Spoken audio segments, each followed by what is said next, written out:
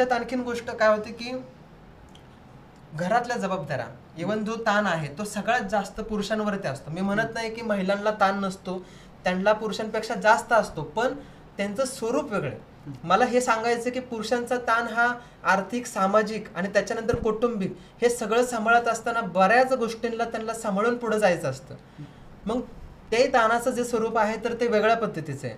मग ह्या ताणातून, या जबाबदारीतून नवीन मला गोष्ट काय मिळेल, मला समजून कुठं घेतलं जाईल, माझ्या भावनांचा ॲक्सेप्टन्स मला कुठे मिळेल, हे जेव्हा ती व्यक्ती म्हणजे पुरुष हे शोधतो तर तेव्हा व्यक्ती सापडते ती म्हणजे बाहेरचीच.